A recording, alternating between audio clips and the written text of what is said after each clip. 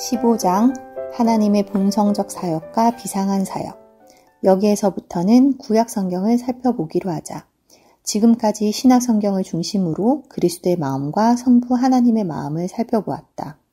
앞으로 몇 장은 구약 성경을 살펴보는 데 할애하고 마지막 몇 장은 다시 신약 성경을 살펴보는 데 할애함으로써 이 책의 탐구를 마무리할 생각이다. 앞서 말한 대로 그리스도께서는 온유하고 겸손하다는 말로 자신의 가장 깊은 마음을 드러내셨다. 이번 장과 다음 세 장의 목적은 그런 그리스도의 마음이 이미 구약 성경에 나타난 하나님의 자기 계시와 일맥상통한다는 것을 보여주는 데 있다.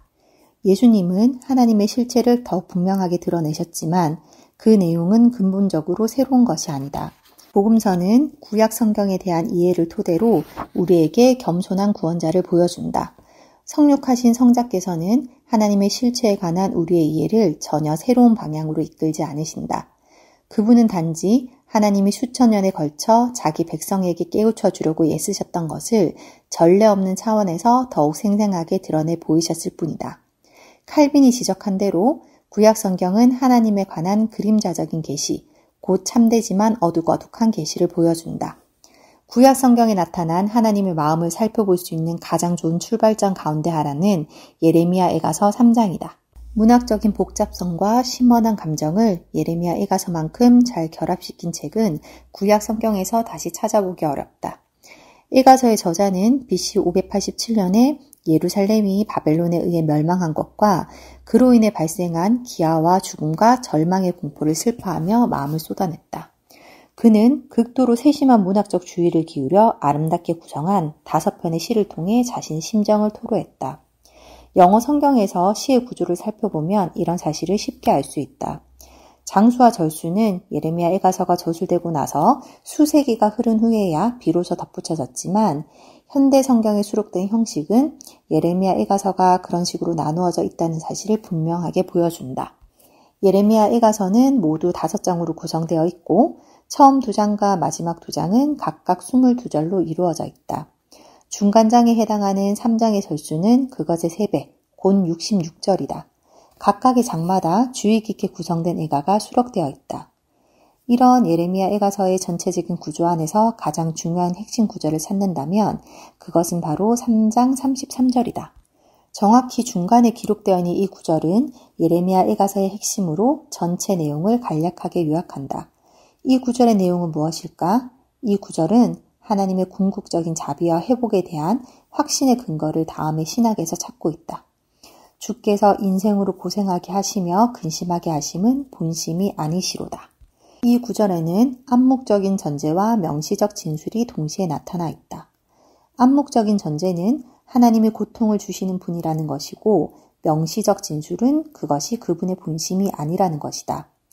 명시적 진술을 이해하려면 먼저 암묵적인 전제를 온전히 받아들여야 한다.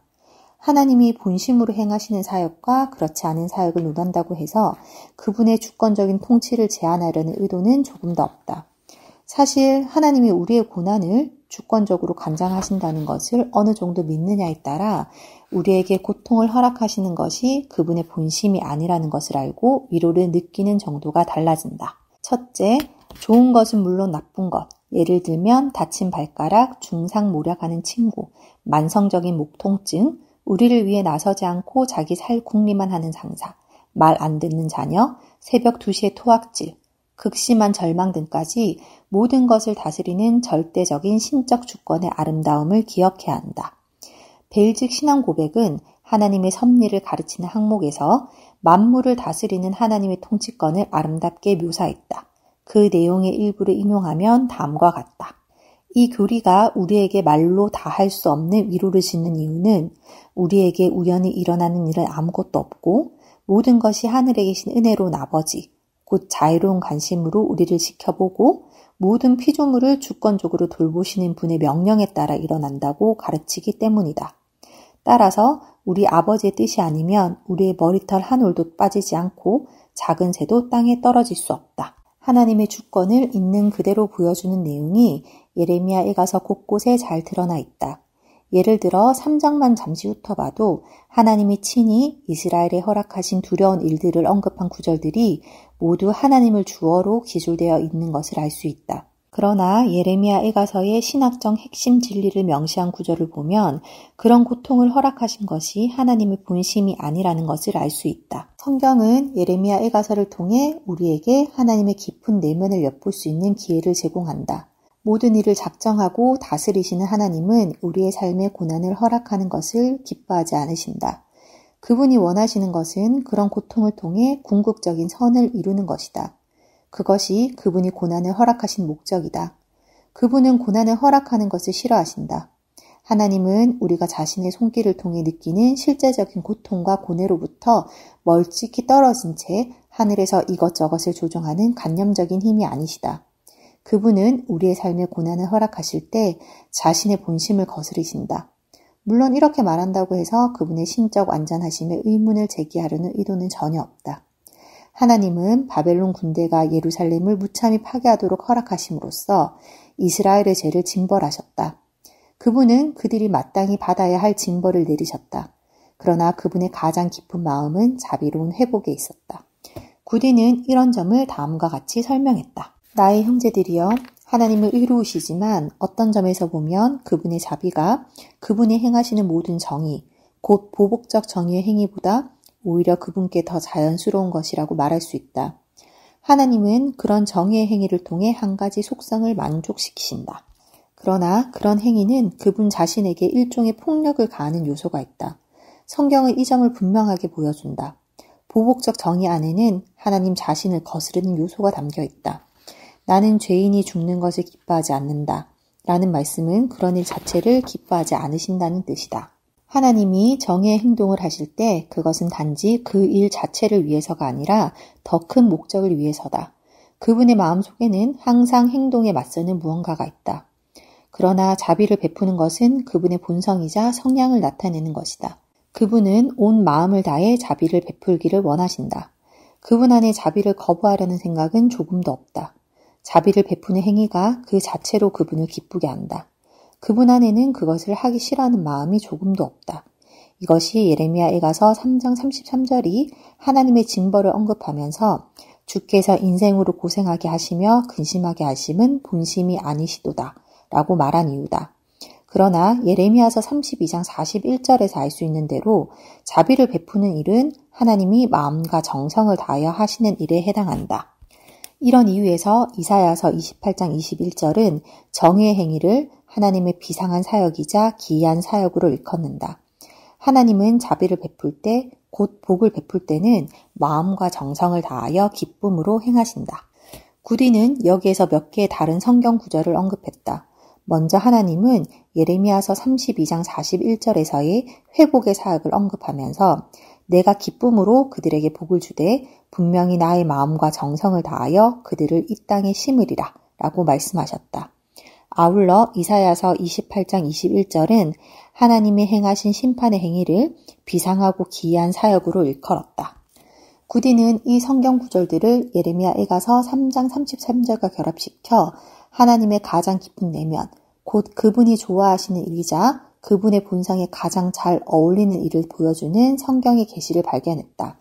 자비는 그분에게 자연스럽고 징벌은 부자연스럽다.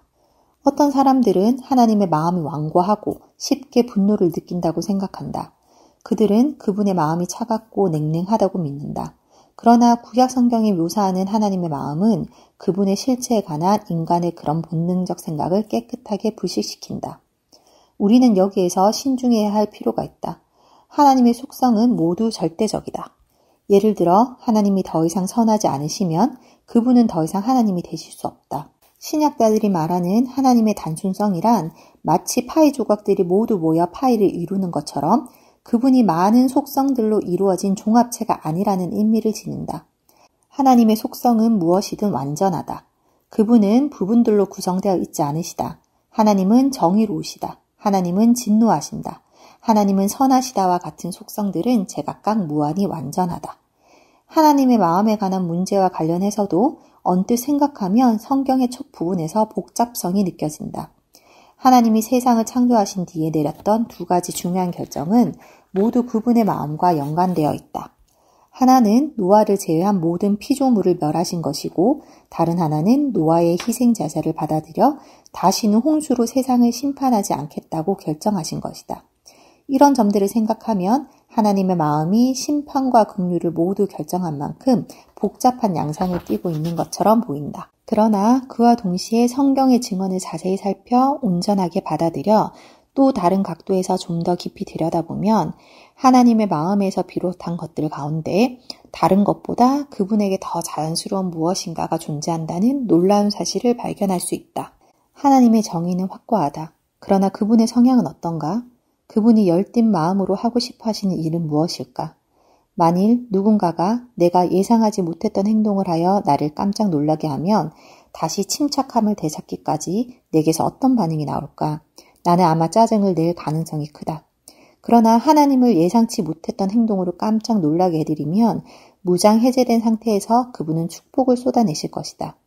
하나님은 선한 일을 하려는 충동과 우리를 기쁘게 하려는 욕구를 느끼신다. 이것이 굳이 하나님의 모든 속성은 단지 그분의 사랑을 나타내기 위한 것처럼 보인다라고 말했던 이유다. 또 다른 핵심적인 구약 성경의 본문은 호세아서 11장이다. 이스라엘이 하나님을 저버리고 영적 음행을 저지르자 그분은 가슴 뭉클한 표현을 사용해 그동안 자신이 그들을 어떤 감정으로 대해왔는지를 설명하셨다. 그분은 이스라엘 어렸을 때 내가 사랑하여 내가 에브라임에게 걸음을 가르치고 내 팔로 안았음에도 내가 사람의 줄, 곧 사랑의 줄로 그들을 이끌었고 그들 앞에 먹을 것을 두었노라 라고 말씀하신다. 그러나 그런 자애로운 보살핌에도 불구하고 하나님의 백성은 끝끝내 그분에게서 물러가서 우상숭배를 고집했다. 그렇다면 하나님은 어떤 반응을 보이셨을까? 에브라임이여 내가 어찌 너를 놓겠느냐? 어찌 너를 스보임같이 두겠느냐? 내 마음이 내 속에서 돌이키어 나의 긍휼이 온전히 불붙듯 하도다. 내가 나의 맹렬한 진노를 나타내지 아니하며 내가 다시는 에브라임을 멸하지 아니하리니 이는 내가 하나님이요 사람이 아님이라. 내 가운데 있는 거룩한 이니 진노함으로 내게 임하지 아니하리라. 앞서 7장에서 이 본문을 살펴보았다. 여기에서 이 본문을 다시 언급하는 이유는 이것이 예레미야 이가서 3장과 비슷한 방식으로 하나님의 마음을 들여다볼 수 있는 통로를 제공할 뿐 아니라 조나단 에드워즈가 호세아서 11장 8절을 주의하면서 구딘이 예레미야 이가서 3장에 관해 말했던 것과 놀라울 정도로 비슷한 내용을 말했기 때문이다. 에드워즈는 하나님은 사람들을 멸망하거나 재앙을 당하는 것을 기뻐하지 않으신다. 그분은 그들이 마음을 돌이켜 계속해서 평화롭게 살기를 바라신다. 그분은 그들이 악한 행위를 중단함으로써 그들에게 진노를 쏟아부을 기회가 없게 되기를 진정으로 원하신다. 그분은 긍휼을 베풀기를 기뻐하시는 하나님이시다. 심판은 그분의 비상한 사역에 해당한다라고 말했다. 에드워즈와 구딘 모두 성경의 증언을 받아들여 긍휼을 하나님이 내면 가장 깊은 곳에서 기뻐하시는 일로 간주했고 심판을 그분의 비상한 사역으로 일컬었다. 조나단 에드워즈나 토마스 구딘과 같은 과거의 위대한 신학자들의 가르침을 읽고 생각하면 그들이 하나님의 진노와 정의를 적당히 해석할 목적으로 심판을 비상한 사역으로 일컫지 않았다는 사실을 쉽게 알 수 있다.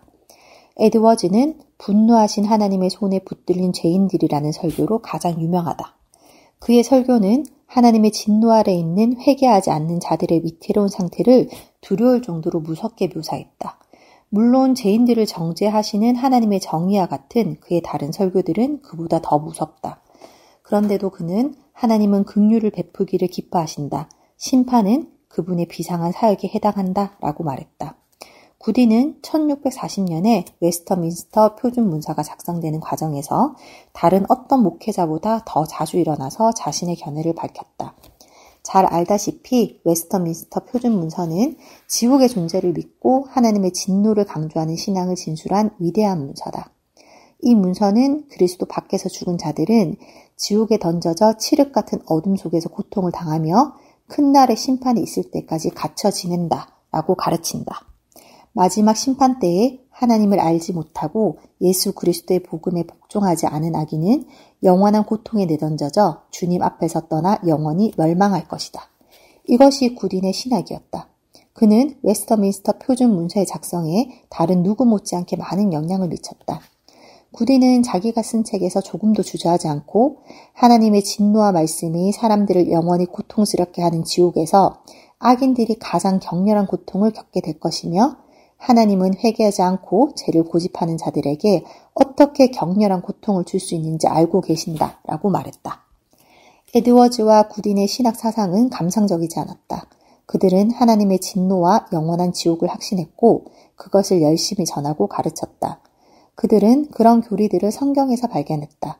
그러나 그들은 성경을 속속들이 알고 또 신중하게 따랐기 때문에 하나님의 본심에 관한 성경의 가르침도 간과하지 않았다. 아마도 이것이 많은 세월이 흘렀는데도 그들의 영향력이 조금도 줄어들지 않은 이유일 것이다. 변덕스러운 백성을 향한 하나님의 마음을 옳게 감지하지 못하거나 그분의 마음에서 자연스럽게 쏟아져 나오는 것을 알지 못하는 설교나 가르침은 내용이 아무리 정확하다 하더라도 궁극적으로 청중을 죽음으로 몰아넣을 수밖에 없다. 그러나 청교도들이나 대각성 운동시대의 위대한 설교자들은 그렇지 않았다. 그들은 하나님이 그분의 깊은 내면에서 자연스럽게 우러나오는 마음으로 자기 백성에게 풍성한 축복을 베풀기 원하신다는 것을 잘 알고 있었다. 하나님이 자비로우신 것은 하나님의 가장 자연스러운 본심이다. 하나님에 관한 우리의 본능적인 생각에 따르면 긍휼이 그분의 비상한 사역에 해당하고 심판이 그분의 본성적 사역에 해당한다고 결론짓기 쉽다. 성경을 공부하면서 과거의 위대한 교사들의 도움을 받아 하나님에 관한 우리의 생각을 바로잡으면 심판이 그분의 비상한 사역에 해당하고 긍휼이 그분의 본성적 사역에 해당한다는 것을 알 수 있다. 하나님은 사람들에게 고생과 근심을 허락하신다. 그러나 그것은 그분의 본심이 아니다.